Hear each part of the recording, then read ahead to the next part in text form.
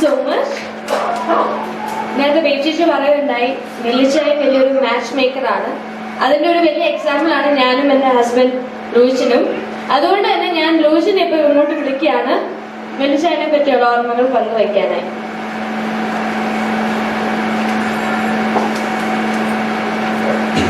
എല്ലാവർക്കും എൻ്റെ നമസ്കാരം. പേടിക്കണ്ട, ഞാൻ മലയാളത്തിലായിരിക്കും പറയുന്നത്. മസിലൊക്കെ പിടിച്ചിരിക്കണ്ട. ടെൻഷൻ അടിച്ചതൊരു രക്ഷയില്ല. കയ്യെ വരെ എഴുതിയിട്ടാണ് ഇരിക്കുന്നത്. എനിക്ക് ഇത് ഭയങ്കര ഇമ്പോർട്ടൻ്റ് ദിവസമാണ്. കാരണം വെളിച്ചാൻ എനിക്ക് വളരെ വേണ്ടപ്പെട്ട ഒരാളാണ്. ഇന്ന് ഞാൻ വെളിച്ചാനെ കുറിച്ച് കുറച്ച് കാര്യങ്ങളൊക്കെ ഞാൻ പറയാം. മനസ്സിലാവും. എനിക്ക് തോന്നുന്നു വെളിച്ചായൻ ശരിക്കും വെളിച്ചായനായത് വെളിച്ചായൻ്റെ അച്ഛൻ മരിച്ചപ്പോഴാണ്. 1969 ഇത് സംഭവിച്ചത്. ഈ പെങ്ങന്മാരും ആ ഒരു ഫോട്ടോ കണ്ടു കാണിക്കുന്നത്. ഇവരൊക്കെ ഈ യങ് ലേഡീസ് ഇച്ചിവിടെ യങ് ആയിരുന്ന ഒരു ഫോട്ടോ ആയിരുന്നു. എല്ലാവരും കുഞ്ഞായിരുന്നു. അപ്പോഴാണ് വെളിച്ചായൻ ആ കുടുംബത്തെ കയ്യിലോട്ട് എടുക്കുമായിരുന്നു. അവർക്ക് വേണ്ടി അങ്ങ് ജീവിച്ചു. കല്യാണം പോലും വേണമെന്ന് തീരുമാനിച്ച ഒരു ഘട്ടമുണ്ടായിരുന്നു.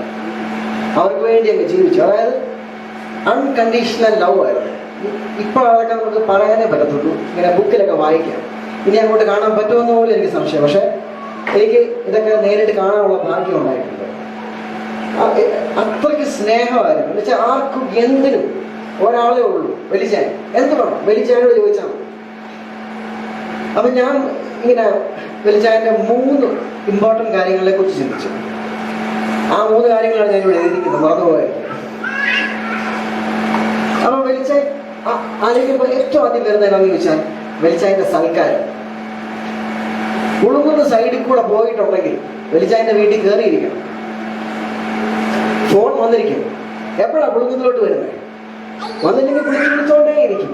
ചെന്ന് കഴിഞ്ഞാലോ ടേബിള് നിറച്ച് സാധനം, ചിക്കൻ, മട്ടൻ, കട്ട്ലറ്റ്, അത് ഇത് പൊറോട്ട, ഏത്തക്കാപ്പം, അത് നിറച്ച് എടാ എടുക്കടാ. ഇങ്ങനെ നിൽക്കും. ഇരിച്ചോണ്ടിരിക്കും. ഒരിതുമില്ല. നമുക്ക് ഞാൻ ഒരിക്കലും ഫ്രണ്ട്സുമായിട്ട് പോയത്. പക്ഷെ ഇതുപോലെ തന്നെ ഫുൾ അവർ പോലും മണ്ണടിച്ചു പോയി. ഇതെന്തുവാണ് നമ്മൾ വരും. ശരിക്കും പറഞ്ഞാൽ വെളിച്ചതിന്റെ ലഞ്ചായിരിക്കും കേട്ടോ. ബട്ട് എനിവേ വെളിച്ച അത് പറയാതിരിക്കാൻ വയ്യ. അത്രയ്ക്ക് സൽക്കാരമാണ് വെളിച്ചത്. പിന്നെ സാമർത്ഥ്യം. അത് പറയുമ്പോൾ എനിക്കൊരു വളരെ ഒരു ഇമ്പോർട്ടൻ്റ് ഇൻസിഡന്റ് ആണ് ഓർമ്മ വരുന്നത്. ഇത് ചാച്ചിയുടെ പണ്ടത്തെ കുവൈറ്റ് യാത്രയ്ക്ക് നടുവിൽ നടന്ന ഒരു സംഭവം. വെളിച്ചായന്റെ സാമർത്ഥ്യത്തിനെ കുറിച്ച് പറയാം. കാരണം അത്രയ്ക്ക് കഴിവുള്ള മനുഷ്യനാണ്. ഒരു കാര്യം ഏറ്റെടുത്ത നടത്തിയിരിക്കും. വേൾഡ്സ് ബെസ്റ്റ് ഇവന്റ് മാനേജറാണ് ഇരിക്കുന്നത്. ഒരു കൈ കൊടുത്ത എല്ലാവരും ഇതുപോലെ ഒരു ഇവന്റ് ഏൽപ്പിച്ച A to Z അതിനെ ചെയ്തിരിക്കും. ഒരു മനുഷ്യൻ അറിയാതെ ഇങ്ങനെ നിന്നോളൂ. കാര്യം നടത്തിക്കുള്ളൂ. അപ്പൊ ഞാൻ ഈ ഒരു ഇൻസിഡന്റ് പറയാം. ചാച്ചി പണ്ടത്തെ കാലത്ത് കുവൈറ്റിൽ നിന്ന് വന്നു. പിന്നെ ആര് ഫോറിനിൽ പോയാലും വെളിച്ചായം കാണും ആ വണ്ടിയിൽ യാത്രയായിരിക്കും. അതൊരു വലിയ പ്രത്യേകത കേട്ടോ. അപ്പൊ പണ്ടത്തെ കാലത്ത് തൊട്ടുള്ള സംഭവമാണ്. ചാച്ചി ട്രെയിനിൽ കയറി തിരുവനന്തപുരത്ത് പോയി ഫ്ലൈറ്റ് വിളിക്കണം കുവൈറ്റിലോട്ട്. അപ്പം പതിവുപോലെ സമയമായപ്പം ലാസ്റ്റ് സ്കോച്ച് ബോട്ടിലൊക്കെ തീർത്ത് അളിയനും കൂടെ തിരുവനന്തപുരത്തോട്ട് പോവുക ഫ്ലൈറ്റ് പിടിക്കാൻ ട്രെയിനിൽ. പക്ഷെ വഴിയുടെ നടുക്ക് എവിടെയോ വെച്ച് അന്നത്തെ ട്രെയിനല്ലേ, കൽക്കരിയിലൊക്കെ ഓടുന്ന ട്രെയിൻ നിന്നുപോയി. ഇനി മുന്നോട്ട് ട്രെയിൻ ഇല്ല. ചാച്ചി സൂട്ട്കേസൊക്കെ പിടിച്ച് കുവൈറ്റിൽ പോകാൻ നിൽക്കുക. കൊല്ലത്തെ കാണണ്ട.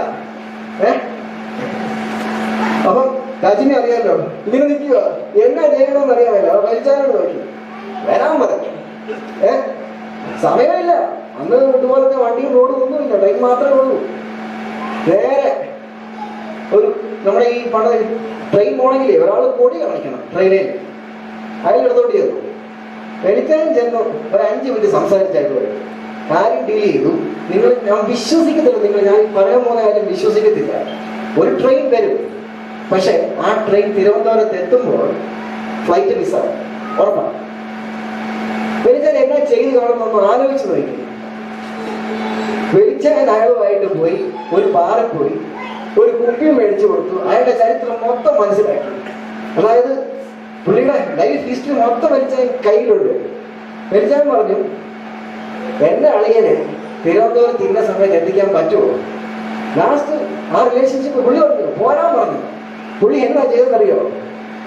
എല്ലാ സ്റ്റോപ്പിലും നിർത്തേണ്ട ട്രെയിൻ ഒരൊറ്റ സ്റ്റോപ്പിലേ നിർത്തിയുള്ളൂ. തിരുവനന്തപുരത്ത് എല്ലാ സ്റ്റോപ്പിലും പച്ചക്കൊടി കാണിച്ചു. ഇന്നത്തെ കാലത്തൊക്കെ ആലോചിക്കോ? അതായത് എല്ലാ സ്റ്റോപ്പിലും ഇറങ്ങേണ്ട മനുഷ്യർ ആലോചിക്കുന്നത് ട്രെയിൻ നിർത്തുന്നില്ല. 3-4 മണിക്കൂറായിട്ട് വിട്ടോണ്ടേ ഇരിക്കുക. എല്ലാ സ്റ്റോപ്പിലും പള്ളി പച്ചക്കൊടി. സമയത്ത് ഫ്ലൈറ്റ് എത്തി, ചാർജ് ഫ്ലൈറ്റിൽ കയറി പോവുകയും ചെയ്തു. അതാണ് വെളിച്ചായ നമുക്കൊന്നും ചിന്തിക്കാൻ പോലും പറ്റും. നമ്മൾ ഇന്നത്തെ കാലത്ത് ആലോചിക്കാമോ അങ്ങനത്തെ ഒരു തോട്ട്? അതാണ് വിൽ പവർ. നേരത്തെ വെളിച്ചേച്ച് പറഞ്ഞില്ലേ, ചെയ്ത് സാധിച്ചെടുക്കും കാര്യം പോയാന്ന് പറയും. പിന്നെ സ്നേഹം, ഒട്ടും സെൽഫിഷ്നെസ് ഇല്ലാതെ അല്ലേ? ഇന്നലെ മറിയമ്മാന്റെ ഒരു സ്പീച്ച് പറഞ്ഞു. അതൊക്കെ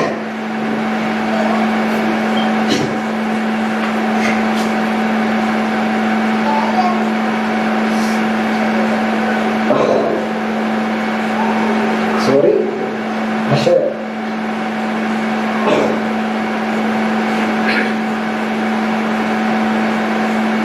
എനിക്ക് പാടുണ്ട്.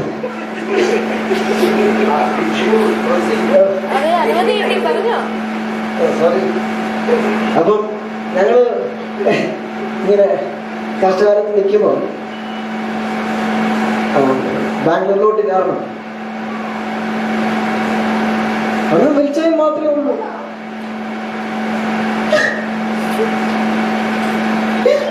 ഞങ്ങളുടെ കൂട്ടത്തിൽ ലോറിയില് അന്നുകൊണ്ട് വാടാ ഞങ്ങള് ഇങ്ങനെ നിൽക്കുക, ബാംഗ്ലൂരിൽ നിൽക്കുക, ബാംഗ്ലൂരിലോട്ട് വരുവോ? ബാംഗ്ലൂരായിട്ട് എങ്ങോട്ടൊന്നും പോയിട്ടില്ല. വാ കേറിക്കോ, ഞാനുണ്ട്. അപ്പം ഒരു വലിയ തണലാണ് ശരിക്കും പറഞ്ഞ വെളിച്ചായ ഒരു പ്രസ്ഥാനം, ഒരു തണല് ഇപ്പോഴും. ഇപ്പൊ ഞാൻ ജോചേട്ടനോട് ചോദിച്ചു, ജോചേട്ടൻ എന്നാ വെളിച്ചാനെ കുറിച്ച് പറയാനുള്ളത്? അപ്പൊ ജോചേട്ടൻ പറഞ്ഞതാ,